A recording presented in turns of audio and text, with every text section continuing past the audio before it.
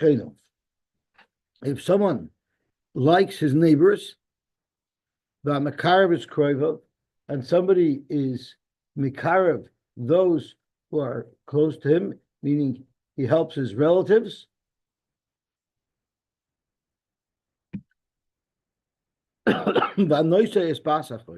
Someone marries his sister's daughter. And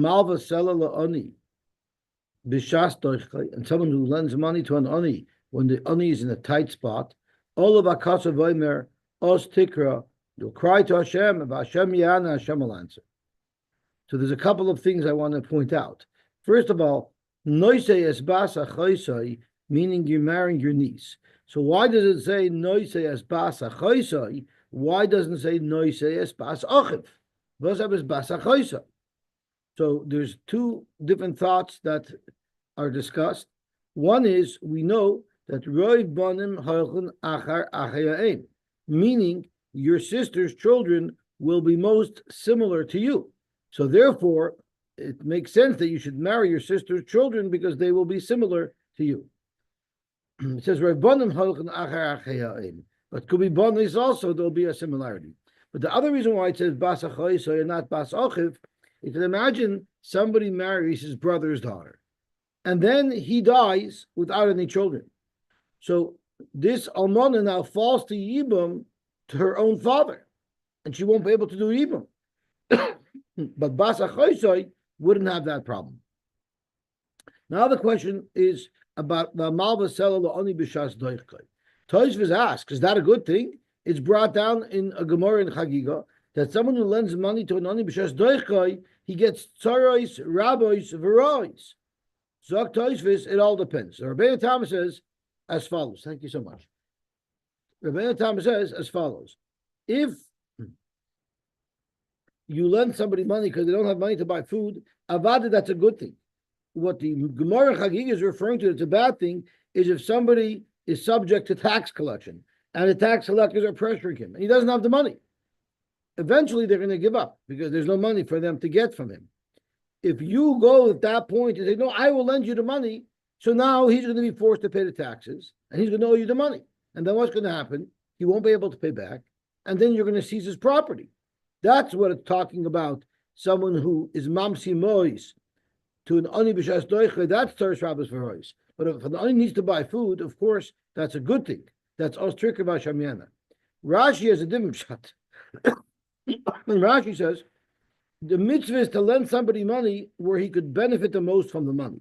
For instance, at the beginning of the season, he can buy wheat for a lower cost. If you don't lend him the money then, where he could buy wheat for a lower cost and benefit so much more from the money, but wait till it's at the end of the season and he has to go buy it at 7-Eleven, that's where it's much more expensive. That's what the Gemara refers to when it says tzaris rabbis v'rois. But lending somebody money when they need money or at a time where they could benefit from it, that's what our Gemara refers to as os tukva shemiyana. Okay, Tanu Rabban. In this Gemara we learned already on Sunday. That's what slowed us down on Sunday. Nothing to do with me coming late. It's only because of this Gemara. Tanu Rabban. Oisoi ve'esen. The pasuk says if someone is going to be mizana with Isha ves ima, let's see if we could find the pasuk inside. It says the Isha sheyikach as Isha ves ima zimahi ba'esh yisrafu oisoi ve'esen and them. Esen sounds at first glance like it's two people, both women. Oisoi ves achas ben divrei Rabbi Shmuel. Zok Rabbi Shmuel, that's not what Esen means. Esen means just one of the two, and it's speaking about being mezana with chamoisoi. So one of the two women, your wife, you're allowed to live with. Chamoisoi is b'sreifa. Rabbi Kiva Amar, no. Oisoi v'shtein. We're speaking the two women that the Torah is discussing are both also, and they both come with a chiv shreifa. And who are they? They're chamoisoi and aim chamoisoi. My benai, what's the difference between Rabbi Shmuel and Rabbi Kiva? Amar Abai Zok Abai, they're not arguing the halacha because everybody agrees that both chamoisoi and aim chamoisoi is b'sreifa. The whole machlokes is where we know that aim chamoisoi is b'sreifa. Mashmos darsh nikri benayu. It's just a machlokes how to darshan. Rabbi Shmuel Sobar oisoi ve'esen means oisoi is achas mehen. I doesn't essence sound like it means two people. Shekain beloshin yavani karin la achas hina. It just means the chamoisoi. But aim chamoisoi is not mentioned beferish in the pasuk. The aim chamoisoi midrash also we learned it out of a drasha. Right, we learned it from the three generations, just like by children it's bitoy and bas bitoy, so too by chamoisoi it's aim chamoisoi as well. Rabbi Kiva's over oisoi v'esen, oisoi v'shtein. So even aim chamoisoi hachaksiva is written in flourish in the pasuk. But Rava had a different approach, and he said, Sai Rabbi Kiva and Sai Rabbi Shmuel hold that we're not referring to Eim Chamoisoi here. We're only referring to Chamoisoi. Rav Amar, but what is the disagreement between Rabbi Kiva and Rabbi Shmuel? Is Chamoisoi la Chamisei Kibenayu? Is there a Chiv Sreifa if someone is intimate with his Chamoisoi, but his wife is no longer alive at the time? Rabbi Shmuel said Chamoisoi la Chamisa is Bisreifa. Why? Because it says Esen one. Even if one of the two women with whom you are mizana is alive, you will be chayiv shreifa. Of course, we're talking about chamoisei.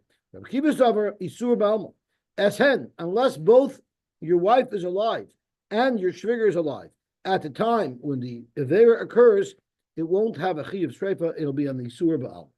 Zok tehelig mishnah ve'eloin hana rogin. So we just finished discussing the people who get shreifa. Now we're going to discuss the people who get hereg. Haritzeach, a murderer, the anshe ir nidachas, and residents of ir nidachas. Zok to Gemara, Zok to Mishnah. We're going to get into details of what type of ritzeach is chayv misa. Ritzeach shikas re'eu be'even or be'barzel. A ritzeach that killed somebody with a stone or with a piece of iron. And we're going to see soon in the Gemara that what type of device was used matters. Barzel is treated differently than Even or Eitz.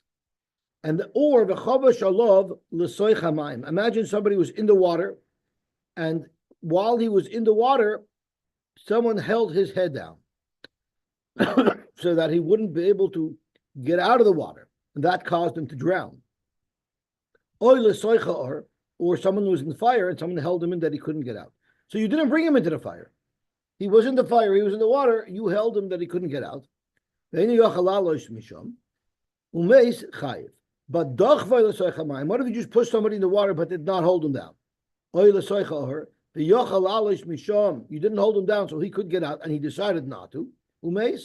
Or somebody else held him down, or whatever the case was, he couldn't get out, but it wasn't due to you. Potter, you'll be potter. What about shisa boyas akel? If you sicked a dog on him, or shisa boyas anochosh, you sicked a snake on him. Potter, you'll be potter. But heishech boyas anochosh. What if you took a snake and you held its mouth open and its fangs out, and you penetrated his skin with the fangs of the snake? Rabbi Yehuda is mechayev because that's called you killing the person. The chachamim poitrin and the chachamim pater because it's called the nachash killing the person, and the Gemara will explain them. Rashi says that it says in the pasuk when it's talking about killing somebody with even or eitz, it says be'even yad or bechli eitz yad. Mashma sheyesh ba molay achiza to be shura. It's mashma that if you're going to be chayav for killing somebody with a stone or with a wood, there has to be some minimum size required in order to say that this is a weapon that can kill, and is therefore going to be mechayev somebody misa. Avol barzel ksiv v'imbechli barzeliko, making no mention of any minimum size. So why is it that there's a minimum size required by wood and stone, but not by metal? Zok Gemara shabarzel meimis b'cholshu. Barzel kill b'cholshu. Rashi learns you make it into a blade or a peg, and you can stab somebody with it. So you see, barzel can kill b'cholshu. Tani Nami Hachi, Rabbi Omer, Goli v'yadu elef nemi shomer b'ayi olam. The Rebbeinu knows shabarzel meimis b'cholshu. Lefichach not natar by shiur. The Torah didn't give a shiur as to how big the piece of metal has to be considered a weapon of death. But the hanamil debars and mivers, that only works if you stab somebody with it. In other words, if you have a razor blade and you slap somebody with it, not with the sharp part, it's no different than any other material. If you're using it as a blade to stab somebody with, that's when it becomes a a weapon that can kill even if it's very small. So Tosfos asks, well, other materials could be made into a sharp point, like a thorn. So it's not dafka metal. So Tosfos learns Barzala Mizrif Zorif. So I don't know if he changes the gears or if he for Taichus Barza Mivris means the metal somehow makes the body react. When someone's hit with metal, his body will react in a much worse fashion than if he's hit with stone or wood. That's a good question. I don't know. Today there's other weapons of death that are not listed in Torah. There's in the olden days, before metal was kind of refined. I saw a Rashi that says if you're stuck by a metal pin, you can die. Right? That means in your heart, or means from infection? No, it must be from infection of some kind. Uh-huh. Metal might cause infection faster than I don't know. I don't know. Maybe it means a rusty nail or something. I don't know. I don't know exactly, but I found it a little strange. So it must be the metal back then was not as refined as the. So the metal itself had things in it that can kill. Yeah. Okay, makes sense. Maybe that lead paint on it. Okay, Zok Gemara, the Chavas Olav L'Soich Hamayim. Zok Gemara, Reisha Rabusa Kamalon. Something down in the water, you into the water. There's a chiddush there. The Seifa Rabusa Kamashmalon, that just pushing somebody into the water is not a chiv misa. Reisha Rabusa Kamashmalon Afagav Delav Ihi Dachkvay. Even though you didn't push him into the water, you just held him down. Even the Inyo Halalish Mishom Meis Chayev. Seifa Rabusa Kamashmalon Afagav the Dachkvay. Even though you put him into the water, even the Yochalalas Mishom, since he could have gotten out, Umeis Potter. I'm sorry? He could still get saved by somebody else. You pushing him in didn't kill him. So Rashi says something very interesting. Avagav the lavi udachvay, elisha nafal mayatzmay, ubezev kavash alav, lenosbel noishay. Rashi doesn't say it over here. Rashi says a little later, but there, the weapon was there. The weapon and the danger was there. You held him down. That's enough to be mechayiv you. If you pushed him in, so you created the weapon, but you didn't really create a weapon because being in water in and of itself doesn't kill. As Rashi says, somebody else could have taken him out. The situation caused that no one saved him. But me pushing him in didn't. And Rashi says, here's the Rashi's funny lashon. Potter adoichev, the guy who pushed somebody into the water is Potter. The sheer misa. He didn't do enough that would kill. Because in order to kill somebody, not only does he have to be pushed into the water, he has to be held down in the water. Okay. Zog to Gemara weiter. Kavash minolam. How do you know that there's a chiyuv misa? You're called a ritzeach if you merely hold somebody down into the water. Omar Shmuel, because Lamash, you didn't kill somebody. You just stopped them from getting out of the water. Why is there a chiyuv misa for that? Omar Shmuel, Omar Kra, the pasuk when it talks about the violation, the Isra Tzicha, it says Oy be'eva. So it says Oy be'eva hiko. What's this extra Oy? Oy be'eva hiko v'yamais moishumas hamaka. So that from that Oy you'll learn. The Rabbi says Hametzamtem. Metzamtem means Hanu Koive shetimtzemu shom shaloyokim. He contained him in that tight spot where he couldn't get out. What's the difference between holding his head under the water or swimming and so on? It's the same thing. So you why would you need a pasuk for it? Because you're not strangling the person. It's the water that strangles the person. If you actually squeeze his neck like Hamas does, there you're actually murdering. But here the murderer is the water, and the chiddush is you're just not letting him get out of the water.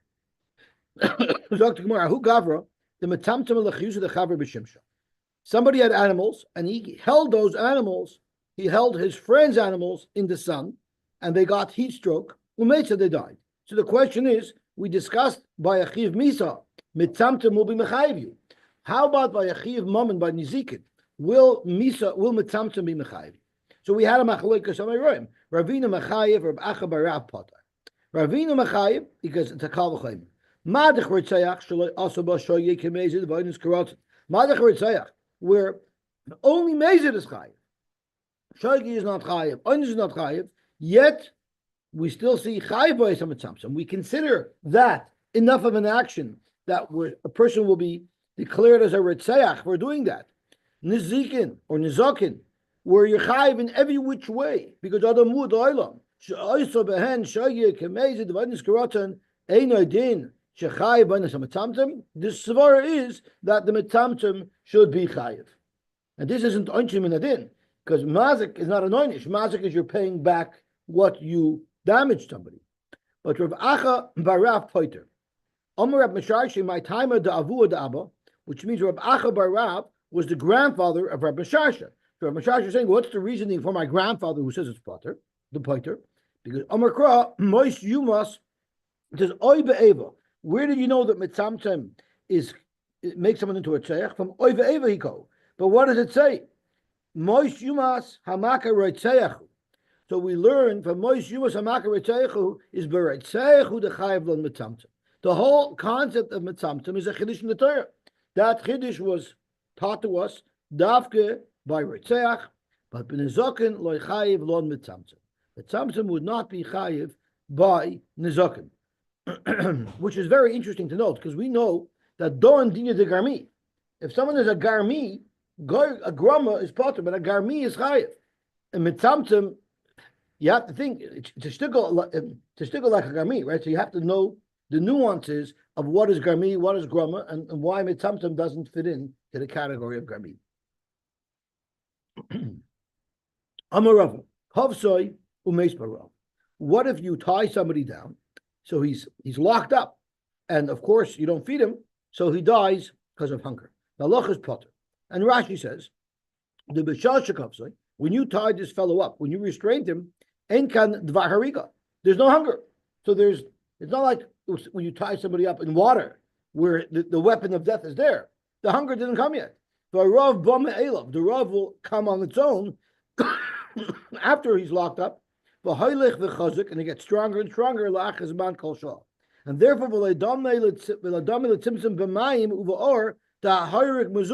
there, the death, the weapon of death is there already, and you're holding him in it. But by hunger, the hunger is not there yet.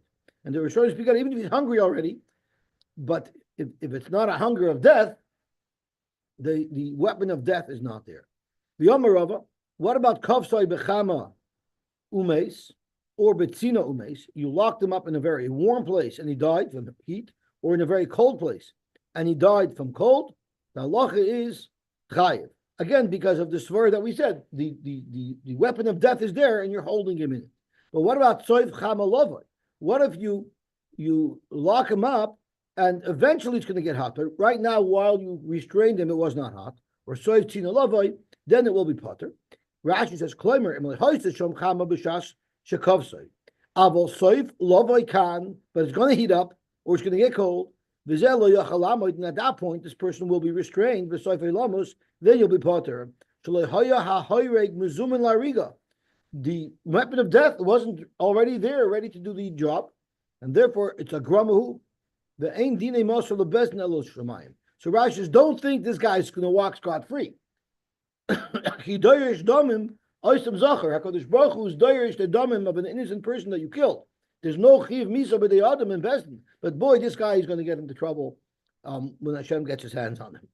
V'yamarava kaftay lefnei ari potter. What if you restrain a person and there's a lion there? You will be potter. Why, Zok Rashi? The inami loy haya kafus, even if he wasn't tied up, loy haya yachal lahatzal atzrim in ari. How many people could outrun an ari? Once there's an ari there, tying him up maybe brought his death a little sooner, but it definitely didn't cause his death. But chulu garsin and Omar Rav. What about lefnei? You tie him up and he was hacked by a swarm of mosquitoes. Then you will be chayiv. Why? Because the mosquitoes, there's for sure a couple of mosquitoes here already. So the mosquitoes are here already. The line is not right here. You know why? Even if he gets attacked by a swarm of mosquitoes, the mosquitoes that are here now might be gone in 5 minutes, and it'll be a different set of mosquitoes that are here later. As Rashi says, those Yitushim that you restrained him for, those are no longer here. Shekama kitos overlap. There's waves of this swarm of these insects. Zokt Toisvis over here at the bottom, a small little one-liner the second Tosfos from the bottom. There really isn't such a big difference between restraining somebody and he gets bitten by mosquitoes and that kills him to an Ari. The Ari is coming, but didn't jump on him yet. The Ari is not on this person yet. Of course, if the lion has already attacked and you tie a guy up and restrain him, there if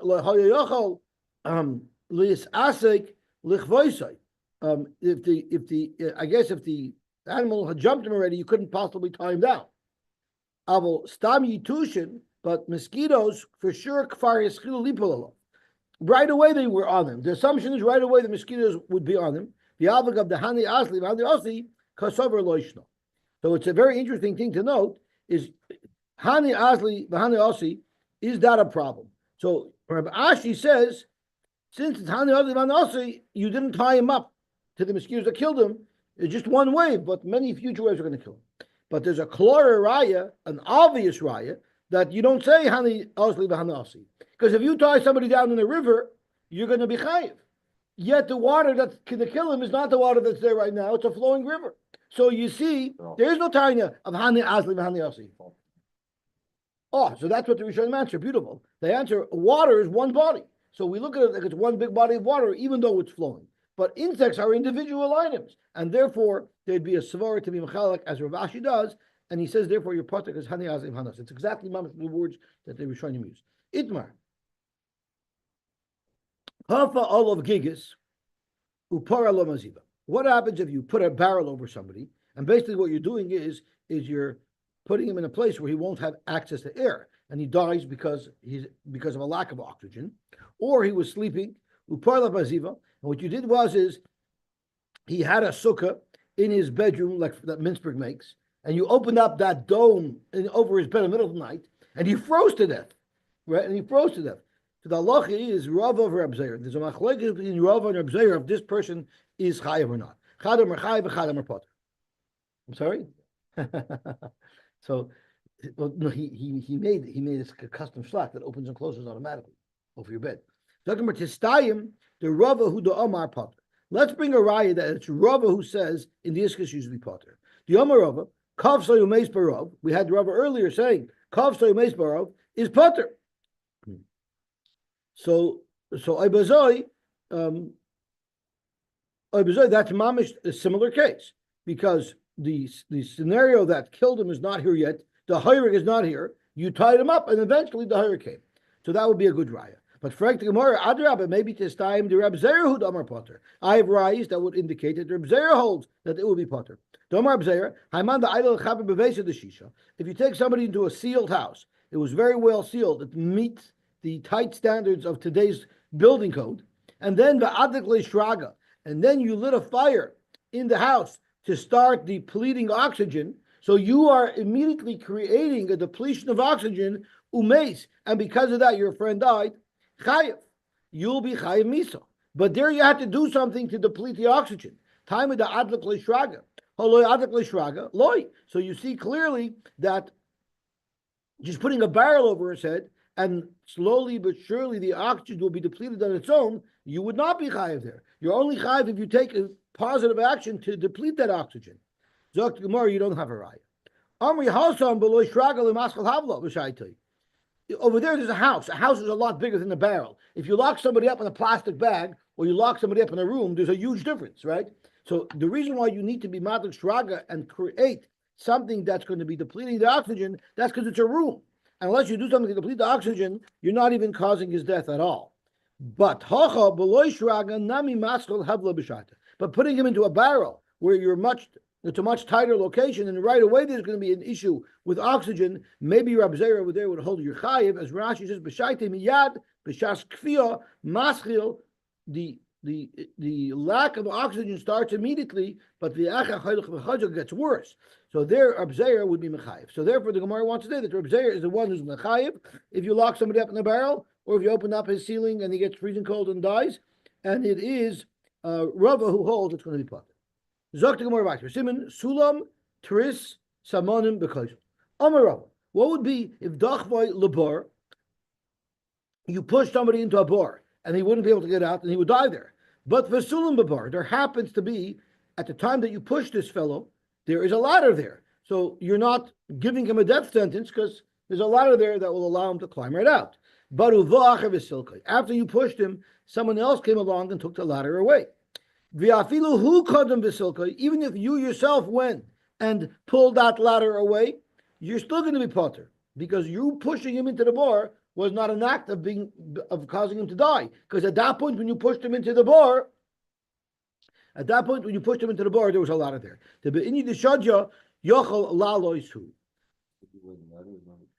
No, I guess not, because you're not holding him down. You're just taking away a means. But right, who kadam hazar. Okay, that's before. But idna the shadya yachal alasu patel adchia. Umishum siluk Rashi asks your kasha. Umishum siluk lematzes lechiyuve de grama ba'almahu. Because I guess you didn't physically hold him down. Yeah, right. The Amar Rava. This is a fascinating story. This is, you remember there used to be a cartoon character. He was called Flash. Remember Flash? He was like the second rate cartoon, right? Flash Gordon. So Amar Rava, Zark boy hates. What happens if you shoot an arrow at somebody? So you're killing him, but for Tris Biyadai, the victim has a shield, so he's not going to be killed. And then and after you shot the arrow, somebody grabbed away the shield. So now your arrow is fatal. Even if the person who shot the arrow was able to outrun the arrow and pull the shield away, that's why I was thinking of Flash, potter. But the real shot is if you had a rope connected to the shield, and after you shot the arrow, you yanked the rope and pulled the shield away. Okay?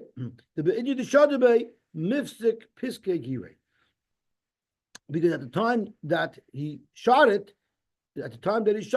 his arrow would not have been able to kill. Let's see Rashi. So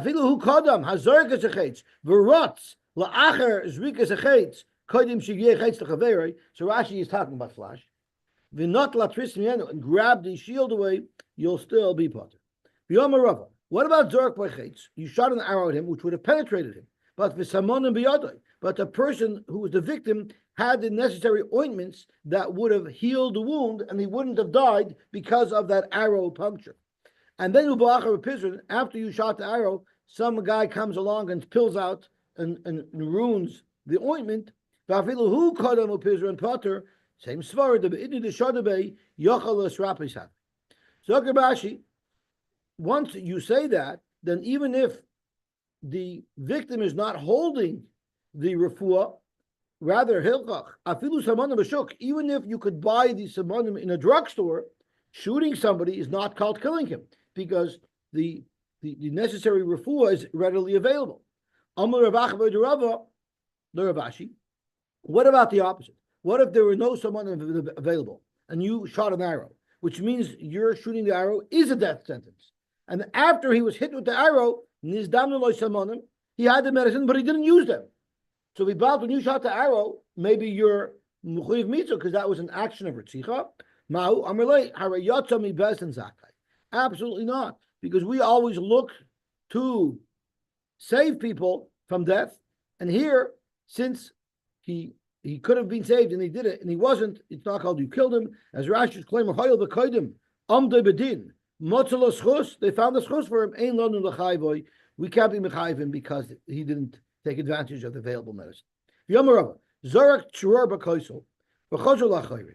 What happens if you there's no chiyuv for ritzicha unless there was an intent to kill. So you intended to kill somebody by throwing a rocket, and you missed him, but instead it hit a wall, and it bounced back, and then it killed him. So you have intent. The question is the fact that it bounced off the wall, is that your koyach, or is that not your koyach? So and it bounced back laharga, and it killed your intended victim who you were aiming at anyway, chayiv, you'll be chayiv. As Rashi says, Zork Shor B'Koshel, when it's Chav Laharga Shchaverin, Zork Shor, V'hika B'Koshel B'Koyach, and it bounced off it, V'chazr Mikoyche Lachori B'Arga, and it killed your intended victim, chayiv, Danami Koychehu. That's called Koyche. V'tanatuna, Kagoin Elo Masachim B'Kador, there used to be a certain type of ball game that Rashi describes where you would throw the ball against the wall hard so that it should bounce back far, and then somebody would catch the ball and then he would have to hit you with the ball. It was an interesting type of sport. But whatever the case is, we're talking about throwing balls, trying to hit people. So he would throw the ball against the wall with That's the intent to hit dodgeball, somebody. dodgeball or something. But it's dodgeball with racquetball. It's a lot of balls mixed together over here. I think it's called Powerball. So Vitana to the Elo Masachta Mekader, Shahargu Bemezid Neherok. So if you throw a ball hard against the wall and it bounces back and kills somebody, you did Bemezid, you're a Ritzeach. But B'Shogi Goylan. Frankmar B'Shogi Goylan Pshita. If it's Ritzicha, we know already that if you do Ritzicha B'Shogi, you're going to Golas. So tomorrow you're right. But Bemezid Neherogin, it's Trichli. The whole Chiddush is that in this case, you would be chayiv if you did Bemezid. Why? Because me aiming the hadra. If I'm not aiming for the intended victim, I'm aiming for the wall. How do we know it's going to precisely hit the intended victim? And therefore, how could the Adam give a proper asrar? Kamash Malan, that these guys are expert pool players. They know you shoot the ball this way, it knocks the ball that way, and it makes it go in. They understand of physics and kinetic energy and how things work. And that's called enough that they could give out proper Esra. That's the game. Not like, I mean, so you're telling me Sofer V'Kibel? No, like a regular case. I don't think this means it was during a game. It was just giving you an example of how a game works, and in a similar circumstance, somebody's trying to kill somebody. Tani Rav Tachlifa by Marava Kamedi Rabavo. Back to this Powerball. Shahargu, they killed. So Toichdal at Amois, Potter. So I threw a ball against the wall, it bounced back, and it hit somebody who I intended to kill, who was within 4 amos of the wall, then I'm Potter. But if it hit somebody 8 amos away, or more than 4 amos away, Chayiv. I don't understand why. If I wanted to kill the guy and I wanted to go there, then I feel Portanami, what's the difference? Even if it's closer, I should be Chayiv. So this, I believe, seems to be a discussion of Golos, because it's showing over here. Because I was playing, I wasn't trying to kill somebody. Right? The whole discussion here is Golos. So I was playing this game, I threw it against the wall. If it hit somebody within 4 amos, I'm not even chayiv for killing somebody b'shayik. But if it hit somebody more than 4 amos, I'm chayiv for killing somebody b'shayik. Frankly, what's the difference? So it's very simple. When you're throwing a ball against the wall, I guess for the game, the best thing is if it bounces back very, very far. So your intention is to make this ball will travel 20 amos, not 4 amos. So therefore, if it only ended up traveling 4 amos and hit somebody, that wasn't even what your action was. So therefore you'll be chai. But if it goes more than 4 amos, which is something that you would have hoped would have happened, then it's called your action. Gewaltig. Zog to Gemara. Let's have a look at Rashi. Rashi giving us the rules to this Powerball game. They come very close to the wall, so it should hit it with force and bounce back. He wants it to bounce far away from the wall. If it travels less than 4 amos and kills somebody within 4 amos, he never even wanted that shot. So therefore, he's not even high for shogi. Is the mafarshi high chayav and p'tur mimisa or bunch of history boy? So gradually, a second shot that it's speaking where he was trying to kill the guy, but a guy who was further away and they warned him. Okay, zok to Gemara weiter. Now we're going to get into another interesting twist. Zok to Gemara, remember the chahai gavna koichahu. So you're telling me even on a rebound, it's still called the koyach of the original throw. I'm going to demonstrate to you that on a rebound, it's no longer called the koyach of the original thrower. Why? Because hamekadesh. Mekadesh is somebody who's putting the mayim chayim into the ephor paraduma. So he's preparing the water of the paraduma in order to spritz somebody to be mitar. And what happened was, instead of the water of the mayim chayim going straight onto the ashes, rather v'nofel kiddush al yodoi, the water fell on his hands. Or on the side of the keli, and then it flowed into the keli. Puzzle. And we know by Mekadesh it has to be your koyach putting the water in. So you see clearly, even if it bounced off your hand and went into the water, that bounce is not considered your koyach. So the case there was it didn't bounce off your hand onto the ashes. It was b'shoises. It fell on your hand and then it ran down your hand and then it fell into the ashes. So that's not your koyach at all. It's not the rebound. It literally landed and stayed where it landed, and your koyach ended, and then it drained down off your hand or off the keli into the ashes. Tashma. Oh well, that's for sure not your koyach. Yeah, it's for sure not your koyach. Tashma machat shahaya nesuna ala cheres. You had a machat that was tummy that required the zrika of the paraduma water, and it was sitting on a slab of cheres, of earthenware, v'hizaleh, and you spritzed on it. And we don't know if the spritz landed on the machat, which would be metayirit, savak ala machat hiza, and it would be tar, savak ala cheres hiza, umitza ala, and then it ran, and then then it splashed, and then splashed onto the needle, and therefore it would be puzzle. So the halacha is misavak as also puzzle. I guess the machat has a cheskas tuma. So Amar B'chli Bar Yehuda Mishmei Rav. So again, once again, you see that splashing, which is koichai, does not count. Zot Gemara Matzah Itmar. It doesn't mean it splashed like mitzah. Matzah means it ran down. Maybe the water landed on the cheres and it was on an incline, and then it drained down, and that's how it hit the needle, and that's what possibly could have occurred. And there, everybody agrees it's not koichai. Amar Papa. Haimam the kapsel lechavre. What happens if you tie your friend up and then ve'ishkol lebut kedamaya? So you tie him up in an empty trough, and then you open up a valve that allows water to flood the trough, and now you drowned him. So is that considered ritzicha? Zok to Gemara gira dideyu. Those are his arrows. It's his koyach, and you will be chai for killing him. But hanim li b'koyach rishon. That means if the valve was right there where he's in the trough, so as soon as you open the valve, it splashes right onto him. But if the valve is a half a mile down and the water has to go back and forth till it gets to him, he wouldn't be chayav. Papa. This is very interesting because if this reminds us of Mr. Arrangers. Remember Mr. Arrangers? Mr. Arrangers was a physics teacher in Philadelphia. So I don't know if you know, if I throw something high in the air and it lands 100 feet away from me, so there's two forces that are happening. You can calculate them. There's the force that's pushing up, which is countered by the force of gravity. That's when you throw something up, eventually it crests and comes back down. But then there's the forward motion, which there's very little restriction and friction against because there's no gravity against it. And that's the motion. So you're actually putting two energies in. You're putting an up energy, which will be counteracted by gravity, and you're putting a forward energy, which has a small resistance of the air friction, right? So what happens over here? You threw a stone straight up, but it didn't go straight up. It went to the side and created like an arch, and it fell down and it killed somebody where it came down. V'harga, and it killed somebody. Chayv, you'll be chayv. Amalei marbar bachelor papa, my timer, mishum de koychayu, because it's his koyach. Break the Gemara. If it's his koyach, koychay takes a little. How come it came back down? It should continue going up. His koyach threw up, not down. It's obviously gravity that killed him. So if it's gravity that killed him, why should I be chayv? Zok to Gemara, v'lav koychayu, and if it's not his koyach, tezel atachas, it should have went straight down, and it shouldn't have went off to the side. Now, if there's none of my koyach in here, it should have landed exactly where it came from. It shouldn't have landed further away, because so Ella koyach kachashu.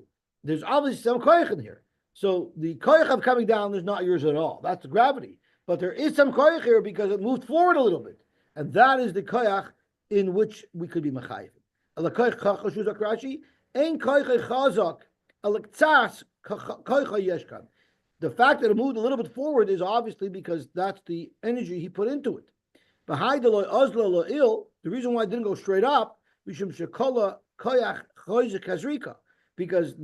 chazrika of up was counteracted by gravity, and it gets diminished and it gets pulled back down. But the forward motion is still going to be there. Okay, I guess we could stop here. We caught up with the daf. So we'll stop here.